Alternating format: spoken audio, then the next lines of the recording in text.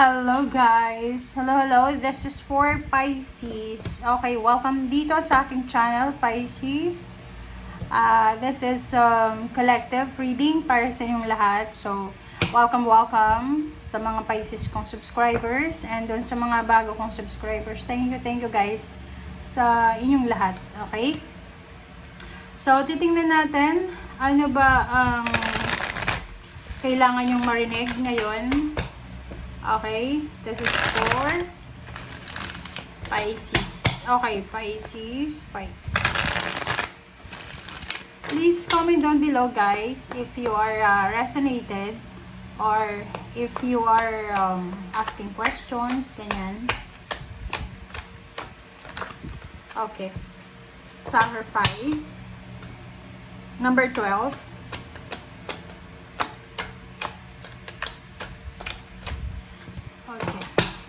So, ito yung unang lumabas sa'yo, Pisces.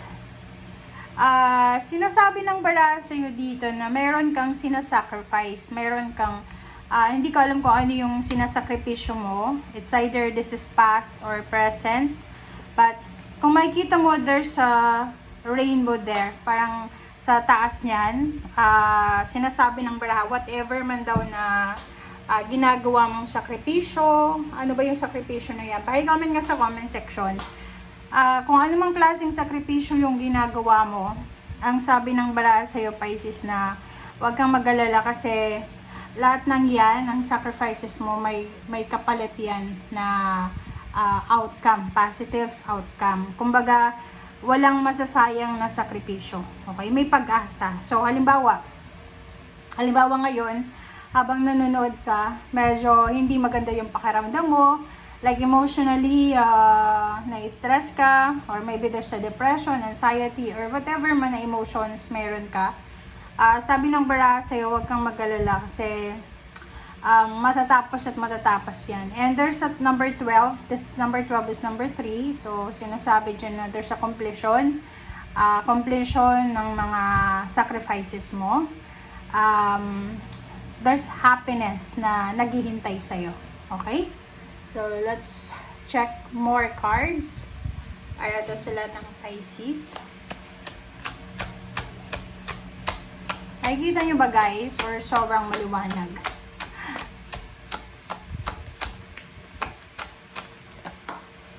Okay. Next card is number 2. Balance. Pisces. May kailangan ka bang gawin? Kasi parang dito sa barahang to, pwedeng ikaw ay nagbabalak ka na lumipat ng bahay, umalis ng bansa, makipaghiwalay ba? Parang ganun. Kasi there's choices here eh. It's either gusto mong lumipat ng bahay, or pwedeng gusto mong makipaghiwalay, gusto mong magpakasal, pera, pwedeng gusto mong lumipat ng company, or gusto mong mag-resign tapos lipat ka ng ibang company, parang ganon. And decision here, medyo cloudy, so may iba sa inyo dyan, Pisces, kung nanonood kayo sa ngayon, medyo ano to eh, anong tawag doon, confused ka ba? Yung parang ano, iba-iba yung isip mo, iba-iba yung emotion mo. I don't know if it's all about stress or ano ba, kasi parang kailangan ng balanse. Okay? Kailangan ng balanse, Pisces, yung buhay mo sa ngayon. Okay? Whatever decision, mapa-love life man yan, mapa-trabaho, mapa-movement or travel, kailangan mo dito ng ano ha, kailangan mong pag-isipang mabuti, mag-meditate ka, mag-contemplate ka. Pag-isipan mo mabuti kasi hindi yan maganda na energy. Okay?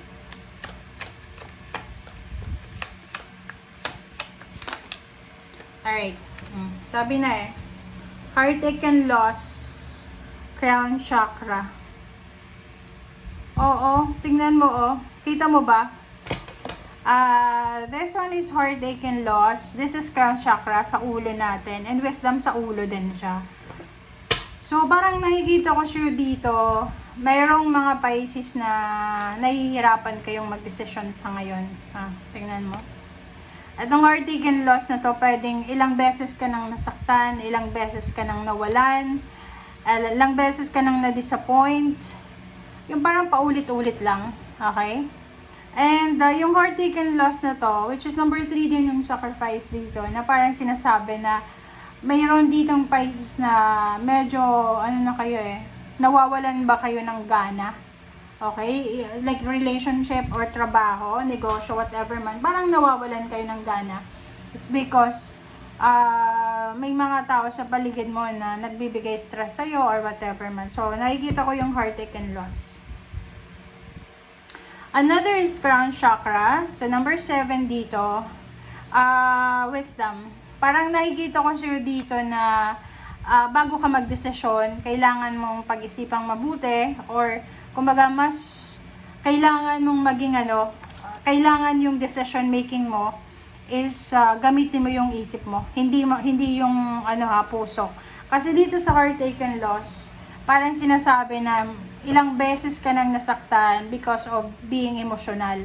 Like yung mga water sign kasi, especially Pisces, yung Scorpio hindi siya masyadong emotional kasi palaban yung Scorpio. Yung Cancer din, iba din yung karakter niya So yung Pisces lang, dito masyadong emotional kayo, empathetic kayo yung parang mabilis kayong maka-adapt sa emosyon ng kaharap nyo, ng kausap nyo, parang ganun. So sa ngayon, sinasabi ng barahan na as much as possible, Pisces, para maiwasan mo na yung heartache and loss, para hindi ka na masaktan, ganyan ganito. Sa decision making mo, kailangan na gamitin mo na yung isip mo. Huwag puro emosyon, guys. Okay? Alright, so, ano pa ba? Kumuha pa tayo ng baraha.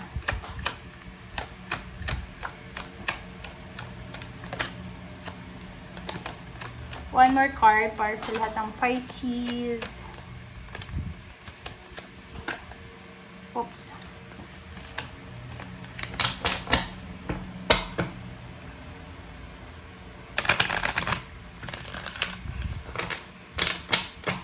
Kasi ito decision making yan. So, everyday naman nagde-decision ka or marami kang ginagawa. But, yun na nga, minsan nagkakamali ka.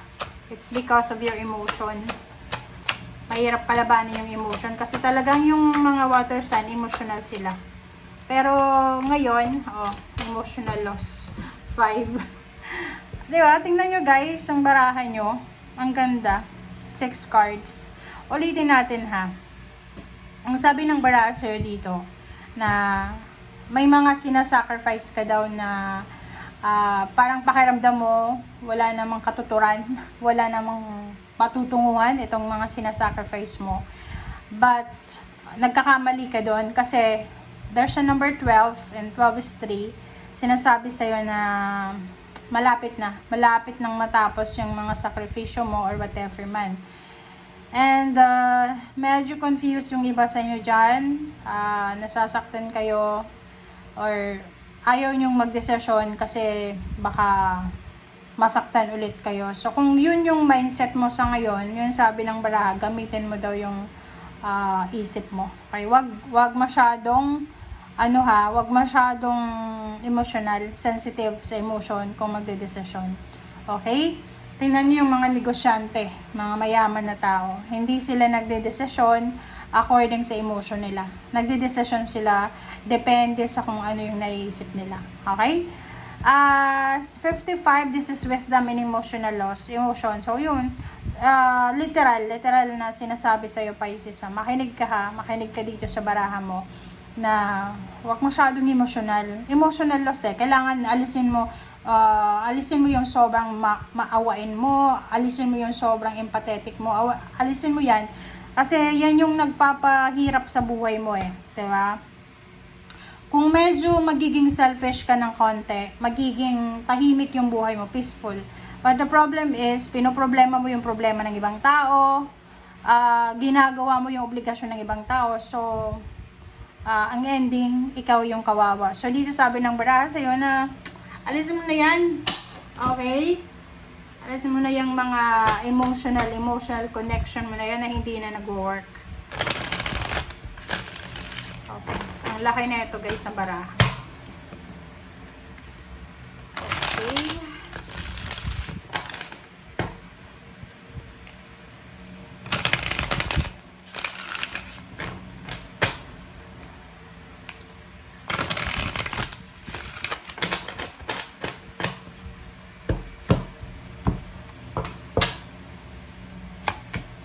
Okay, this is your energy, Pisces, Queen of Cups.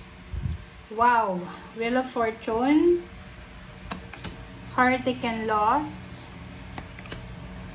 Aha, diba? Page of Swords. Ang pinaka-hate ko talaga, itong dalawang barahan na to. Page of Swords, tsaka the Devil. Wow, ang ganda ng baraha mo, guys. And sa ilalim mo, Pisces, is 9 of Swords. And, oh, sabi na sa'yo eh. Diba? You're powerful eh. Kung makikita mo dito. Sinasabi ng baraha sa'yo dito, Pisces, na you are super powerful. Powerful, I don't know, money, career, or emotions, family life.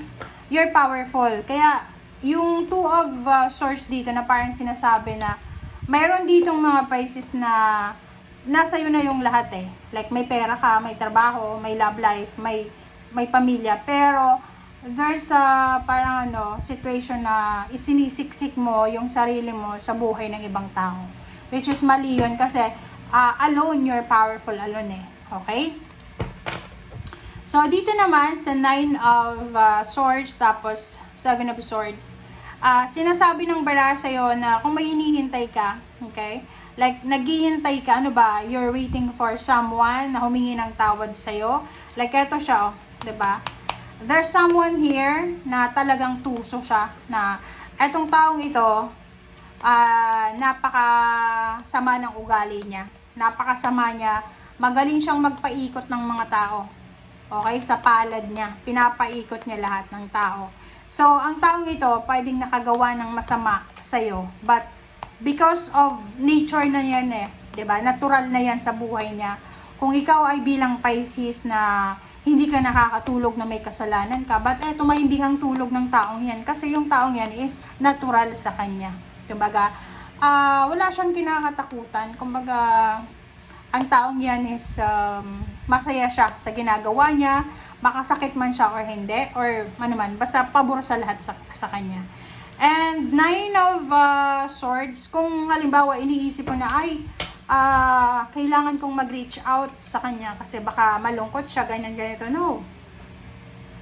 Huwag kang magre-reach out doon sa mga taong nakagawa ng masama laban sa'yo. You're powerful eh, 'di ba? Bakit mo ibababa ang iyong sarili sa mga taong masasama ang ugali, 'di ba? Ang kailangan mo dito is putulin eh, 'di ba? Kasi atong 2 of Swords, meron ka pang pinag-iisipan mo pa kung puputulin mo na ba yung relationship mo diyan or yung connection mo. Ito na nga sinasabi sa'yo. Okay? Kasi walang remorse sila eh, 'di ba? Parang normal yun yung sinasabing natural. May mga taong natural sa kanila na masama ang ugali nila, na kahit makasakit sila ng ibang tao, wala silang remorse, parang ganun. Tingnan mo, ikaw yung umiiyak, ikaw yung ginawa ng masama, ikaw yung tapos ikaw pa yung reach out. Mali yun, guys. Okay? Kasi paulit-ulit ka lang nasasaktan ng taong yan. Okay. Yung card natin dito is Queen of Cups. This is your energy, Pisces, sacrifice. So, sinasabi ng baraha sa'yo dito na lahat daw ng mga sakripisyo mo, lahat ng mga luha, hinanakit, or whatever pain, heartaches, and loss na nangyari sa buhay mo, ay magiging maayos yan, okay? So, huwag kang masyadong mag-panic, mag-worry. Kumalma ka lang, okay? Kumalma ka kasi darating yung tamang panahon na masasabi mo na ay salamat, natapos din lahat ng gulo, natapos din lahat ng problema.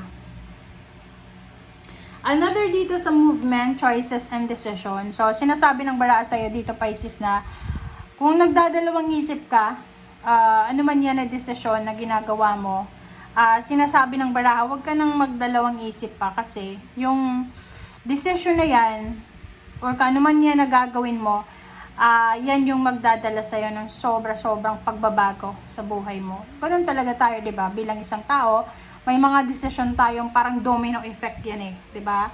Isang decision lang, biglang nagkaletse-letse yung buhay. Isang decision lang, biglang yumaman, parang ganun. So, ganun lang, ganun yung buhay ng tao. Human being tayo eh, experimental. Okay, so dito naman sa heartache and loss, so yun, this is Sabi ng baraha, kung may mga away, gulo sa pamilya, kaibigan, katrabaho, kakilala, sinasabi ng baraha na maayos din yan. So, walang gulo, walang problema na hindi maayos. Okay? So, sinasabi ng baraha na just chill lang, chill lang. Okay, mag-chill ka lang. Okay, wisdom. Page of Swords. O, yun. Pisces, wag kang makikinig sa mga chismis. Okay? This is wisdom number 5. May mga iba sa inyo dyan, may mga iba na Pisces na parang yung problema nyo, hindi dahil sa problema nyo talaga yan. Masyado lang kayong empathetic, diba? Empath, yung parang may kwento lang na kinuwento sa'yo, apektado ka na, diba? Parang ganun. So, dito sa Page of Swords, mag-iingat ka sa mga fake news, sa kwento na dadalhin sa'yo. Pag-isipan mong mabuti ha, gamitin mo yung isip mo. Kung paniniwalaan mo ba yan, depende sa nagdadala ng balita ha. Huwag masyadong magpadalos-dalos tayo dyan. Okay, the Devil and Crown Chakra. Okay, diba? Ang ganda. Eto guys, this is Capricorn energy. May mga Capricorn na pwedeng malapit sa'yo, friends, or pwedeng in a relationship ka, na parang devil talaga na tinitempt ka. So, you need to be careful of your decision, na nagdesisyon ka dahil lang sa sinasabi ng mga taong ito na parang tinitempt ka. So, kailangan, kung magdedesisyon ka daw Pisces, make sure na ito ay dahil sa yun yung naisip mo, yun yung naramdaman mo, hindi dahil sa sinabi lang to. So, etong dalawang to, okay, tapos dalawa din na yan, resonated sila sa bawat isa, na parang sinasabi, mag-iingat ka sa chismis, mag-iingat ka sa mga taong manipulator, sa mga taong ima-manipulate yung emotions mo, yung parang iti-trigger ka. Like, ang example dito is yung, halimbawa, may kagalit ka, tapos, may isang tao dito na talagang imbes na maging tulay siya para magkaayos kayo, dadalhin niya yung mga mensahe laban sa'yo. Parang pag-aawayan kayo. So, dito sinasabi ng baraha, mag-iingat kayo. You need to be careful. Okay? Maging careful ang lahat. Lalo na sa mga information, communication sa chat ha, sa messenger, sa mga posting, Facebook, or any application, social media application na pwedeng makasira ng mental nyo. Alam nyo ba, sa panahon ngayon guys, iwasan nyo na talaga yung makipag-close o makipag-communicate sa mga taong talagang inggitera, yung mahilig manggulo sa isip ng tao. Kasi alam mo sa panahon ngayon, mabilis yung tao ma-stress. Mabilis ang tao ma-stress, ma-depress, mawala sa focus. So, ang kailangan mo sa ngayon is healthy relationship, healthy communication and relationship. Bakit ka magtsatsaga sa, may gold yung nila? Bakit ka magtsatsaga sa mga taong yan? Kung yung every time na nakikita mo siya, every time na nakakausap mo siya, parang stress lang yung dala sa'yo. Bakit? Diba? So, yun yung question. Life is short, guys, okay? Maikli lang yung buhay mo dito sa mundo. Hindi ka unlimited dito, So, kailangan i-maximize mo na yung happiness na yan. Hindi yung maghahanap ka ng kalungkutan. Okay? So, yun. Be careful kayo sa mga chismis, sa mga taong manipulator, or whatever man. Emotion loss. So, sabi ng baraha dito na letting go, guys. Letting go. So, yun. Kasasabi ko lang sa'yo kanina na pag alam mo na hindi nakakabuti sa mental health mo or sa emotional or even physical, kasi connected yan guys uunahin yan yung mental mo, sisirain niya yung emotional mo, mental, magiging psychological. Pag may psychological issue ka na, yung katawan mo, masisira din yan kasi utak yan, bababa yan sa puso mo and sa whole body. So, sinasabi ng baraha sa'yo na as much as possible, ano man ang nangyayari sa paligid mo, wag ka na lang makialam. Yung parang hayaan mo sila, pamilya man yan, may nag-aaway-away na pamilya, may mga issues sa kapitbahay, sa trabaho, just emotion loss ka lang, emotional loss, yung parang wala kang pakiramdam, which is mahirap to para sa inyo kasi Pisces kayo Alam mo yung Pisces, hindi sa pero parang pakialamera, sa pakikialam hindi yung yun yung problema sa Pisces, kasi yung Pisces kasi hindi nila mapigil yung sarili nila na hindi tumulong sa mga tao kahit hindi naman humihingi ng tulong. So dito sa barahang to, as much as possible, kung may mga bagay yan na nakakasira ng buhay mo, alisin mo na lang yung sarili mo dyan. Just let go. Escape ka na dyan. Isipan mo, hindi mo na yan problema. Parang sinasabi ng baraha sa'yo na mag-focus ka na lang sa sarili mo, sa pamilya mo. Nakikita ko rin sa'yo dito na there's a travel. Pwedeng may mga travel kayo na gagawin this year, next few years. And nakikita ko sa'yo dito na moving forward, sa kung saan man kayo papunta. Okay? Thank you guys. Bye!